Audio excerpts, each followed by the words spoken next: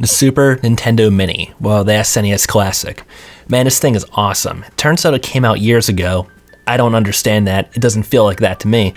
But you got 21 of these great games out of the box, and that's all you could add, right? It was 21 games. You could only have those 21. And what it gave you is kind of a best of the best list of the Super Nintendo. But, that has some controversy, because if you go to the internet, go to a forum, you can actually reach kind of a consensus about what those 21 games should be. Like Chrono Trigger, right? I've never played Chrono Trigger, but I know that Chrono Trigger is supposed to be on this console. And without licensing, without developer issues, maybe there's other games that you would be able to kind of switch out that would give you a better, more definitive Super Nintendo list. Now, this gets me thinking though, because since that's a boring conversation, because of the consensus, what about the 21 games that would give you my experience with the Super Nintendo? If I drop you on a desert island and I give you these 21 games, you will get roughly the experience I did. And that's what I think is kind of a more interesting conversation. So that's what I'm going to have today. And as I did this, it kind of broke itself up pretty conveniently. Like, there were a core 10 games I found. Without these 10 games, you could not have my list. It's not my list without these 10 games. But then there's a tier 2, 5 games, and tier 3, 5 more games. And you can weight the tier 2 a little bit heavier. Basically, both of these tiers add some variety, some spice, and they're all games I love and consider part of my experience, but they're maybe not as essential. You could possibly swap these out for other games. And, there had to be some pretty tough cuts. I'll talk about them as we get to them.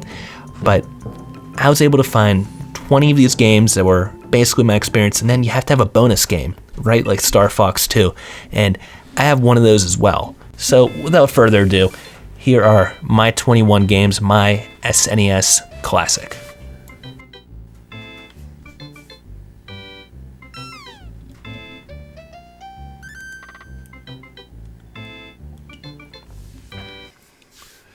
Number 1 is Super Mario World. And of course it's Super Mario World. It's gotta be the first overall pick. This is the GOAT of platformers on the console. And it's actually the game most of us would have gotten with our Super Nintendos. It was the one I got with it, along with Super Mario All-Stars. And that's a great game, it's a compilation. But while Super Mario All-Stars is about celebrating the NES, Super Mario World is, look how the SNES is better, look how it's bigger, look how exploration is a thing we do now. It's not about getting the end of the level in Super Mario World. It is in Super Mario All-Stars, it is in Super Mario 3. As great of a game as that is, you're still getting to the end of the level. That's not how it works in Super Mario World. You are finding a key, you're finding a secret exit. Heck, in the ghost houses, there might be a ton of those. So it really does expand on the Mario formula, and there's no way that you could have a list, for me, without Super Mario World in the lead spot. Number 2.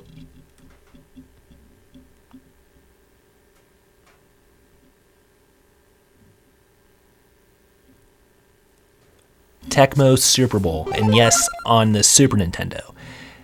Now, Tecmo Super Bowl has a lot more to say about it than there is for Super Mario World. Well, Super Mario World's a gimme, this is an obvious pick.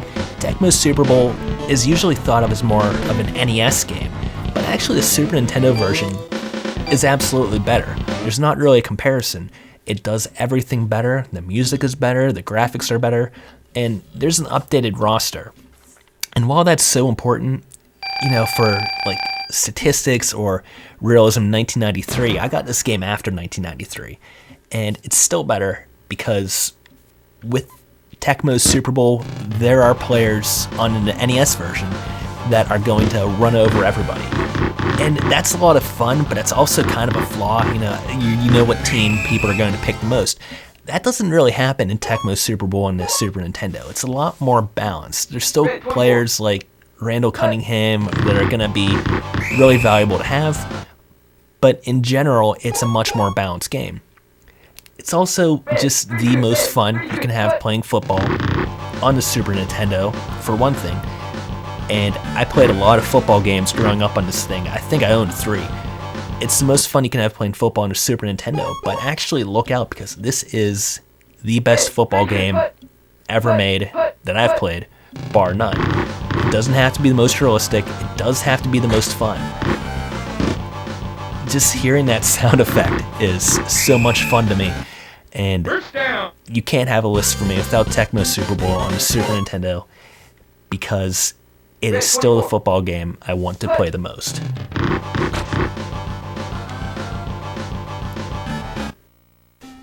Number 3, the third overall pick, if you like, is Donkey Kong Country. So, obviously, the first thing that comes to mind when you talk about Donkey Kong Country is the revolutionary graphics. And this is the best looking game on a 16-bit console, for one thing at the time, but I would say this is actually the best looking game on the Super Nintendo. And I know that's kind of a tough sell because, well, there's sequels to this game. There's Ken Griffey Jr.'s Winning Run, which looks amazing, but I always, even as a kid, said this is the best game of the trilogy in terms of graphics because look how appealing, right, those trees are. That might not be a perfectly realistic tree, but it looks like candy. I mean, it is the most beautiful looking graphical tree I think I can think of, and it just fits and creates a world so well. A lot of times now, this is a game that's thought of as, it's all graphics. All right, there's not much gameplay behind it. It's a hop and bop platformer, pretty generic with beautiful graphics. But that's not so. You know, this is such a good pure platformer. It's actually still my favorite of the entire trilogy. And you know, it's a Christmas game for sure for me. And it is just something that, you know, we got a VHS tape in the mail, and it was just an advertisement for the game, and still watched it all the time, even after I got the game. At one point, I would say it was my second favorite game of all time. Over time, I think it has dropped a little bit, but even just because this is the one you can play as Donkey Kong in, I love Donkey Kong Country. It's pick number 3. Pick number 4. Turtles in Time. It's an arcade-style beat-em-up, but this is like the sleepover game back then. We would play this over and over again, and I didn't own this till a little bit later on. You know, not as a kid, but one of my best friends had it, so I played a ton of this game. Enough that, you know, I could pick it up today and I could just beat it. I always like to play as Donatello, and I actually play this game now with my nephews, who are obviously much younger. They're my nephews, but this game holds up so well that I can put it in front of an 8-year-old who only knows graphics of today, and he's like, okay, this is Ninja Turtles, and this is a lot of fun. Let's play it. I don't think there's too much else to really say as far as selling this game. It's too good. I think everyone kind of knew if you're making a 21 best games list, and if you were actually saying what should be on the Super Nintendo Classic, you would pick this game. If it weren't for licensing, this game had to have been on there. So, rectifying the past, we're going to put Turtles in Time on here as the number 4 pick.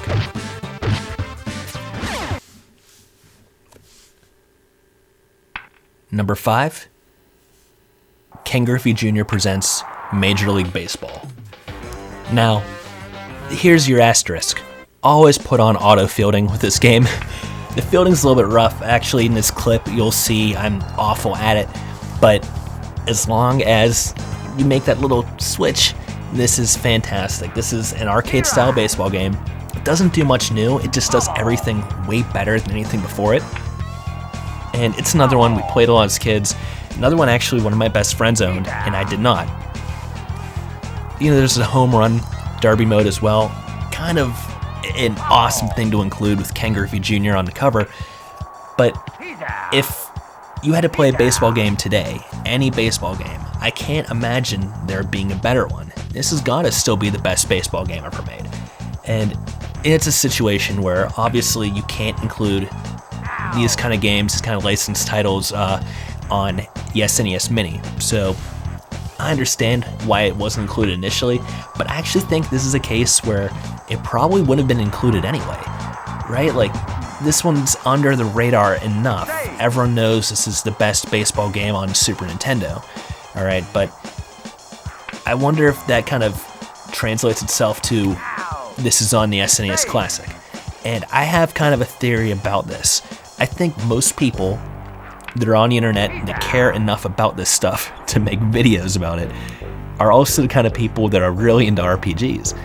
I'm not, so I can tell you that, RPGs are great. I understand the Super Nintendo's known for them. I've never really gotten into them. That's how big and how good the library is, I guess. But if you really took a random sample of people that like the Super Nintendo a lot, either as a kid or, whatever, I think this game makes it in the top 21. I think it probably does so over Chrono Trigger. That's just an opinion.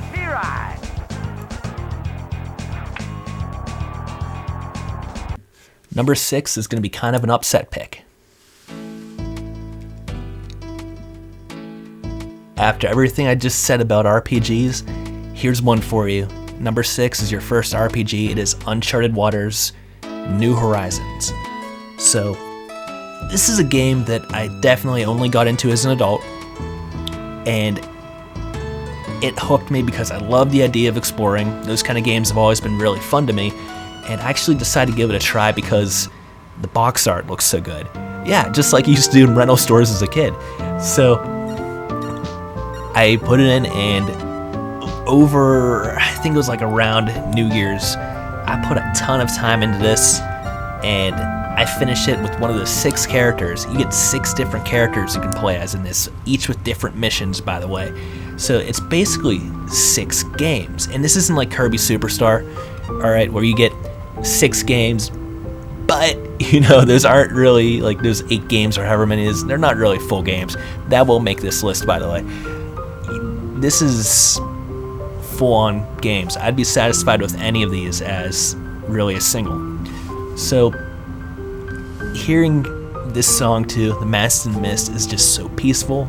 It's calming, and to me, this is your essential RPG. If you need to have one RPG for Super Nintendo, alright, and this is from somebody who hasn't played all of them, I don't understand why you'd pick a different one.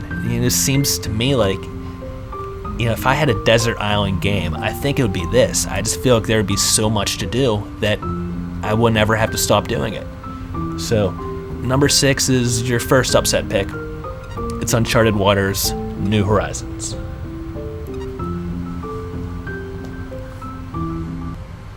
Number 7 gets us off of the upsets, right? This is Super Metroid, and this one's obvious.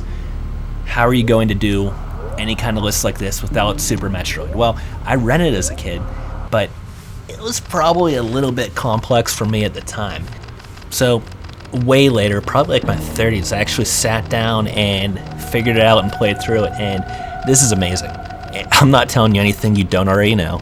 This one's a shoo-in, but Super Metroid, when I think about sticking with the SNES library as I get older, as I'm older and older, it's right there at the Uncharted Waters New Horizons in terms of these are things I've found as an adult, and there's still so many games out there I haven't touched.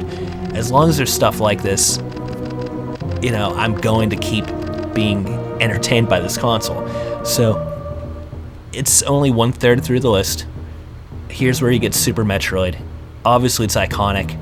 It's tense. It does things and is mature in a way that I don't think many other titles are in this console. It's my number 7 pick.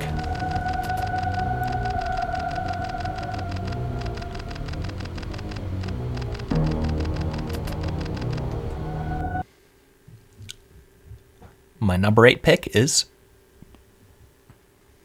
Kirby's Avalanche. Yeah, it's Kirby's Avalanche. This is my favorite puzzle game on the Super Nintendo. Now, obviously, Tetris and Dr. Mario, right? That's a card out there. And I think this is, again, one of those situations like Super Mario All-Stars. Like, are you doing something new? Are you saying, like, here's how good the NES was? Here's a card of some of the things we had. And that's fine. But this is a much better competitive puzzle game. My friends and I, we have a different name for this game that I'm not going to repeat because I like to keep things family friendly. But obviously, you can get some frustration and ruin some friendships with this competitive puzzle game. And actually, one time, I asked somebody to help me move, and he said he would do it if I bought him Kirby's Avalanche. Seriously, this happened. So, this game actually has the ability to replace currency. And it's addictive, it's simple. This is the kind of game, too, that I really can't wait to play with my own kid. I just want to experience this with them. And that alone, to me, tells me that not only was this a lot of fun growing up, a game that, is a great rental, this game also has some legs left in it, and it's going to be sticking around for me for a long time.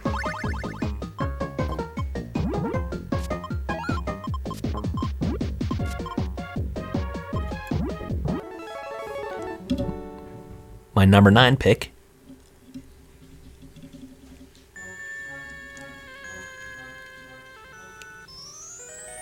is Aladdin on Super Nintendo.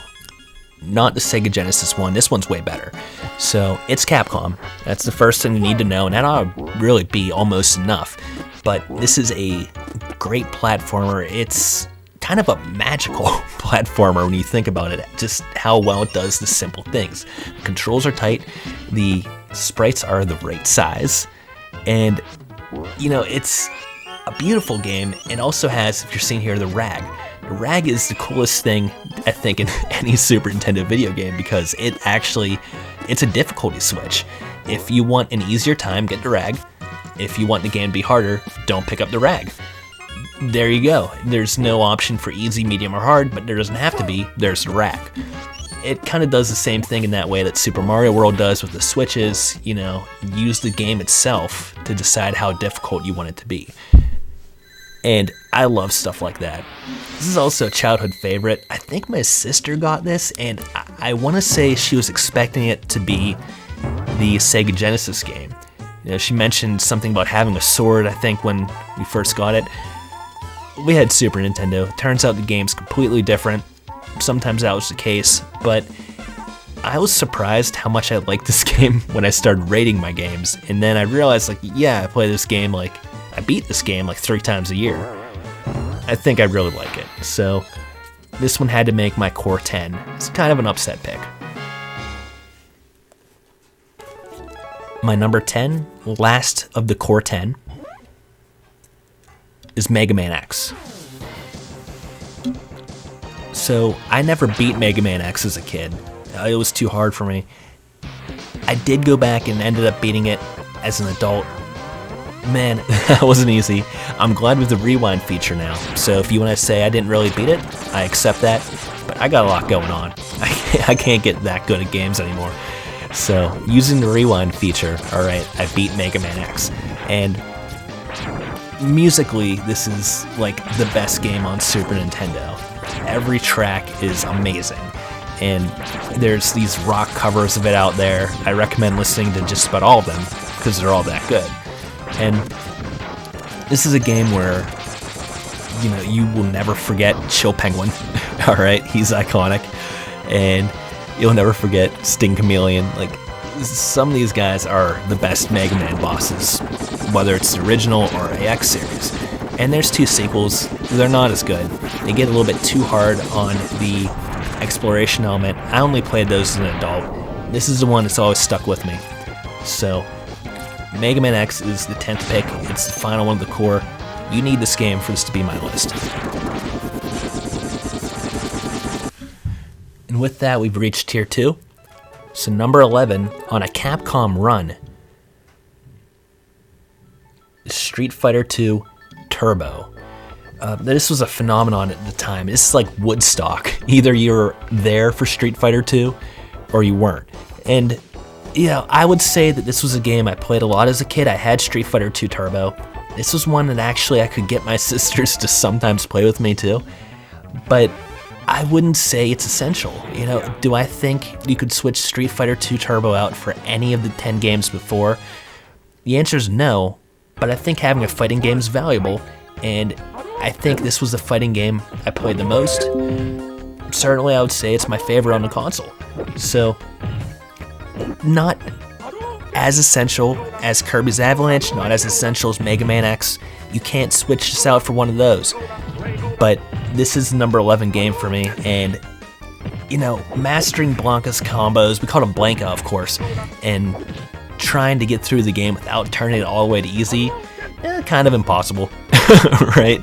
Probably a lot easier for a lot of other people. Never was too easy for me, but certainly a lot of fun, even against the computer. This one was way better than a fighting game solo should have been.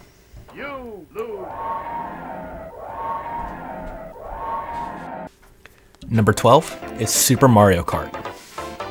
So, of course, I played Super Mario Kart as a kid. Everyone played this as a kid. I got to play it with my mom. But the thing about Super Mario Kart is, if you're looking at this as something nostalgic and current, it's obviously the worst game in the series. It's more than that. I mean, I think Super Mario Kart is very hard to go back to and play. At the same time, I would say this is the best racing game on the console. It is one I played a lot as a kid. Memories of raging on Rainbow Road, and I had lyrics to the song for Rainbow Road, and no, you can't hear them.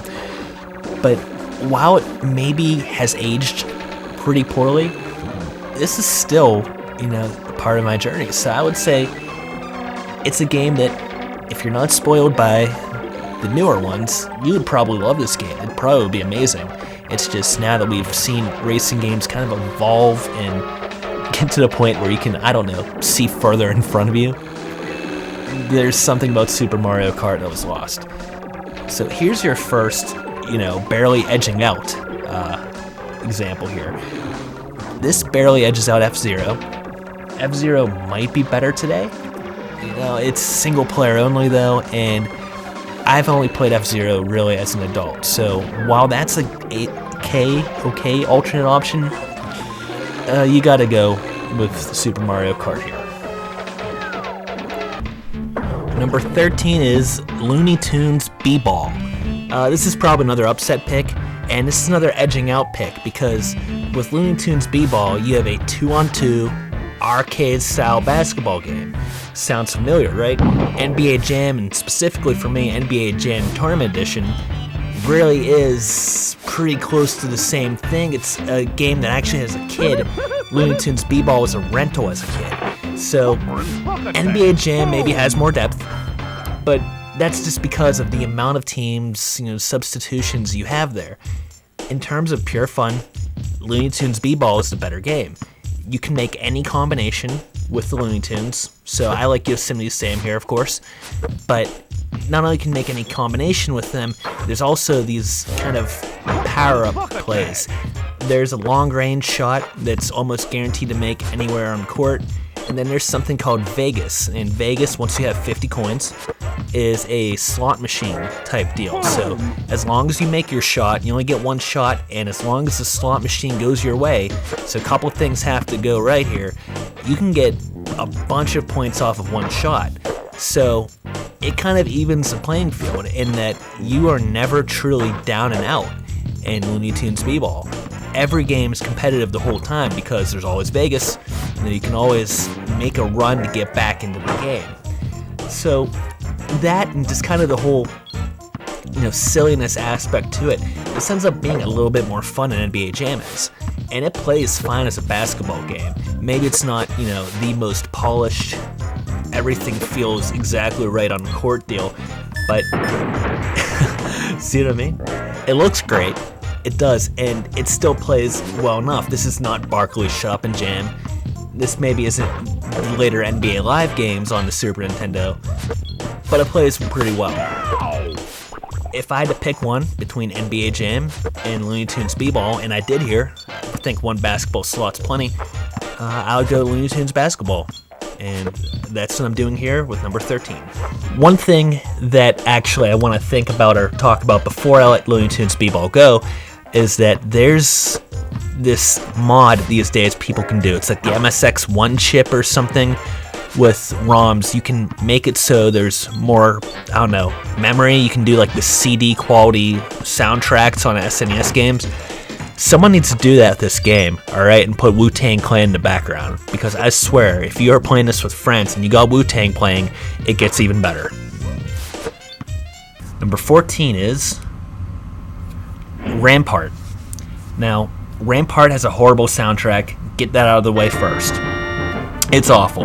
I don't know when the arcade game was made, only that they apparently hadn't figured out music for arcade machines, or at least Rampart at that point. So this is a game that's on a few different consoles. It's pretty simple, and what you get here is not really 16-bit caliber graphics, but you get this strategy puzzle game. It's also got a little bit of precision, a little bit of shooting in it too, and it has this, almost like Kirby's Avalanche, it has this sped up, frantic feel as the levels go on. And it's a short game, but you can also play it 2-player. You see here, you kind of get these sections first where you get to shoot your cannons at oncoming ships.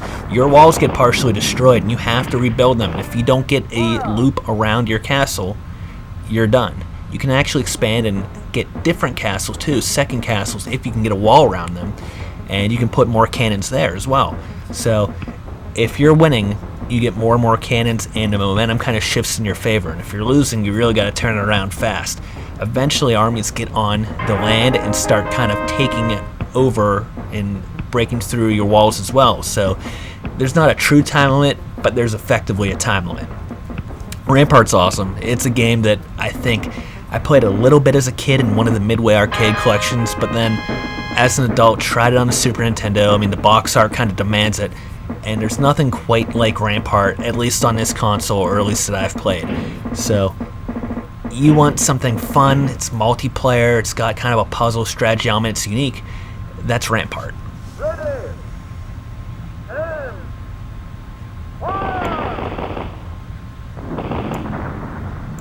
Number 15, last Tier 2 selection,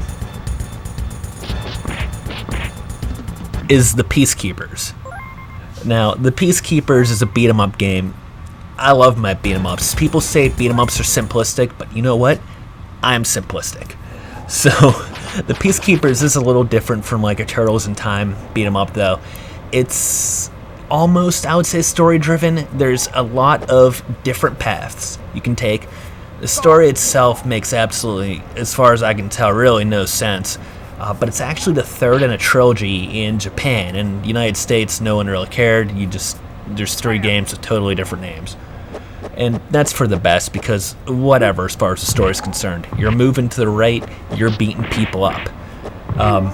One cool thing though is there are these branching paths, and you don't really get that, I think, in most beat-em-ups, or really most 16-bit games.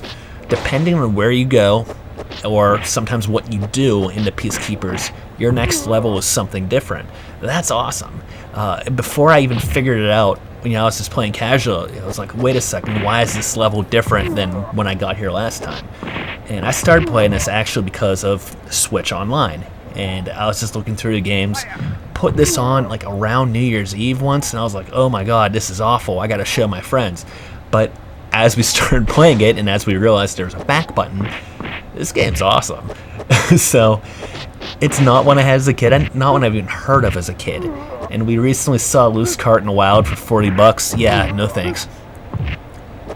We love the Peacekeepers, but not that much. So, it's just a game that kind of rose up in the ranks quickly, and now I can't think of a better number 2 choice for beat 'em up. Maybe it's not the second best beat 'em up on the console. In fact, I don't think it is. But that's not the point. The point is the Peacekeepers is a big part of my Super Nintendo experience, and Tier 2, kind of where the weird games start coming in. This is a weird one, but again, Desert Island, I drop you off with these games. You can't have the experience I did, and still do, without the Peacekeepers. Okay, Tier 3, this is the nice to have games, nothing essential, but that kind of means these might be better games than we're used to. I think case in point is number 16, Donkey Kong Country 2 Diddy's Conquest. This is arguably and definitely arguably the best game that got left off of the Super Nintendo Classic. And I kind of get it. This isn't Mega Man 2 versus Mega Man. There are points in favor of Donkey Kong Country. I personally like Donkey Kong Country better.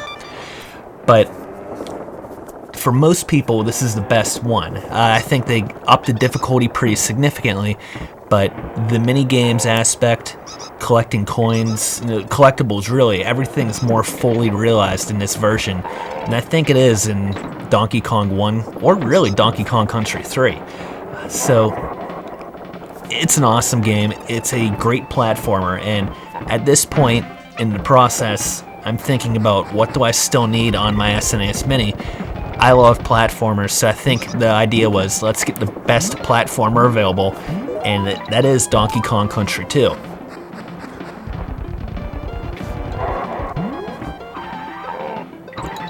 Number 17 already is where we get our second RPG, Super Mario RPG, Legend of the Seven Stars.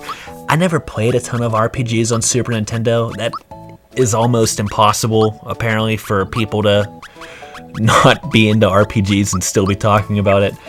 But, for the ones that did play, I rented this one, and I really did, like the game a lot. It's one I've tried to get through a bunch of times, but I've never actually played through it. I'm not there yet, so I don't think it's a difficulty thing. I think RPGs just take so long, man. It's really hard for me to say, yeah, this is what I want to do. I want to throw 50 hours into something that's not Pokemon. And I imagine this one's a little bit shorter. It felt like I was making pretty good progress through it. Obviously, there's a remake that has come out recently as of when I'm talking. And it does reward people who are used to playing Mario games. Your reflexes are important. Your ability to jump at the right time is important. It's got a great sense of humor, too. And I think this was the first time you could play as Bowser. Nowadays, it's like almost a mainstay of multiplayer Nintendo games. But pretty unique for the time period, and for a console like the Super NES, which if there's one failing of it, it's that there's not enough Mario games. That's my opinion. At least not enough mainline Mario games. It was good to get one more this late on, and it looks beautiful. This was really the kind of game that showed the Super Nintendo was getting better as time went on. Maybe even jumping the gun on the N64 a little bit. Number 18 is obviously an upset. Anticipation can build. Number 18 is WWF Raw. And this is actually like the beautiful thing about doing a list like this. No one, not me, no one is going to argue that WWF Raw should be on the Super Nintendo Classic. It's not one of the 21 best games.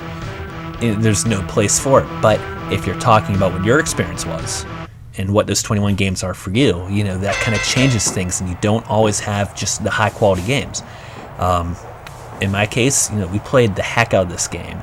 This is a game when I was thinking about, what are my 21 games, and kind of going through it, what are my childhood favorites? And this game came up, and I don't think it would have unless I was thinking about it with that mindset.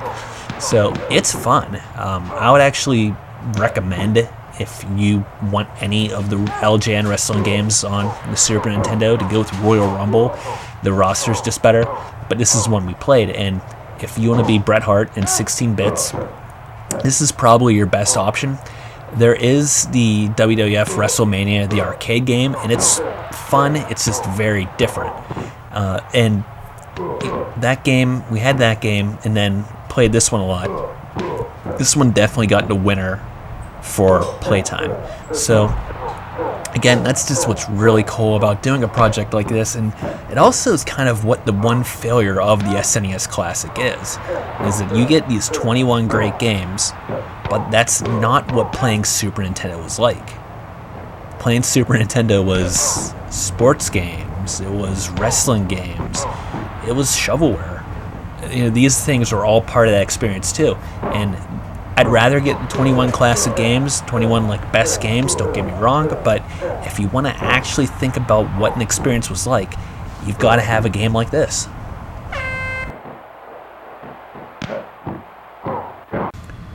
The 19th pick has a logo we're a lot more comfortable with, and it is Zombies Ate My Neighbors. So we played this a ton as kids, and there's 55 levels. No one has ever beaten this game, I'm pretty sure. And we would play this game, but my defining memory is probably not childhood on this one. It's probably that whenever the SNES Mini was coming out, and I was like, okay, I know this thing's going to get hacked. I know that we're going to be able to put games on it. What's the first game I want to put on? What's the big one? What needs to happen first? And this was actually the game that came to mind, is that this is what's missing from the console. And it was a childhood favorite. It's one that was always played co-op at someone's house. I had a couple friends with this game. It was actually pretty popular. But again, it's a game that also carries with it some memories of frustration, right? Because you will never beat this game. It's just not going to happen. It's too long. It's probably too hard as well. Password system doesn't do too much for you either. So it had some variety as well. I don't have any shooters to this point on the list. Certainly nothing top down. Well, here you go.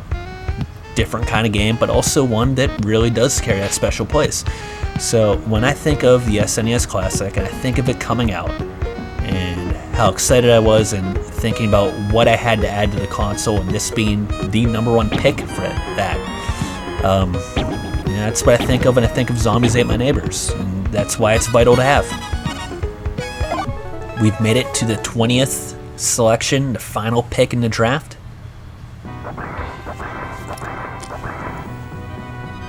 And it's King of Dragons. King of Dragons is a game I discovered, again, really late. This is one within the last couple of years. And once a year, I have a family and stuff. Once a year, I'm allowed to stay up all night playing video games and eating, pizza rolls, pizza bagels. And the first game I ever did as part of this tradition, yeah, it's a tradition now, was the King of Dragons. And it was the first time I played it. I beat it for the first time to kick off what has now again become a tradition. And by the way, if you don't think this will ever happen to you, you'll never be in a situation where you have to get permission once a year to stay up all night playing video games and eating pizza rolls, you don't know what's coming for you in life, all right? This will probably happen to you too. Anyway. The King of Dragons is awesome. It's a beat 'em up with RPG elements. It's got a block button. That's pretty much all you need to know right there. The RPG elements bit is overstated. The enemies get stronger too, so it doesn't really ever actually feel like the game's getting easier or you're getting more powerful. Occasionally it'll throw in an old enemy just to show you look, you can beat him in one hit now, and that's cool. But for the most part, it just doesn't actually work all that well. You get a little bit more of a health bar. That's pretty useful. But, again, the enemies are hitting harder too, so what it actually does for gameplay is definitely up to debate. It's got a ton of levels. They move so fast. Sometimes it feels like you're just fighting boss after boss after boss. The levels are awfully short. And yet it's a short game. It's the kind of game that you can beat in one sitting. It's beat 'em up perfection. There are ways that the Peacekeepers, which was an earlier pick, is not as good as this game for sure. For me though, it's always been a one-player experience. I think once I've played the arcade game with somebody else, but for the most part, I'm playing King of Dragons on my own. It's probably why I put it behind the Peacekeepers, but at number 20, the last pick I had available, there are, at this point, 620 more options, something like that. And I wanted the King of Dragons over all those.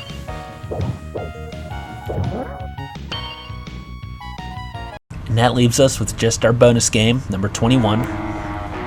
And I have chosen King of Demons. This is a Japan-only title, or was a Japan-only title. See, while the rest of this list is the Ghost of Christmas Past and the Ghost of Christmas Present in some cases, this is the Ghost of Christmas Future. This is what's left for me on Super Nintendo. it's been years and years since it came out, and there's an incredible modding community and an incredible fan translation community, because there are games like King of Demons being patched so that you can play it in English, like you're seeing here. King of Demons itself is, it's got Castlevania similarities. You're going through just a bunch of terrifying, gross out locations, and all you've really got are a pistol at first. Now, you've also got a fairy that kind of helps you out and kills enemies along with you, and as you go on, you get some cool transformations you turn into. It's a pretty cool game, but more than that, it's just a reminder that there are 700, something like that, games on the Super Nintendo in North America. There's a lot more to go. There are more games available to play, and, well, the King Demons represents that future. So that's it. Those are my 21 games. This is my SNES Classic, my personal SNES Classic experience. And hopefully, this is something you can take and maybe talk about what your own experiences are. I'd really like to hear it. I'm on here to talk about video games, so let me know what you think. And, just try to remember that your own experiences are not the 21 best games sometimes. Doesn't have to be that. So, until then, just thanks a lot for watching, making it this far. Hope you have a good one.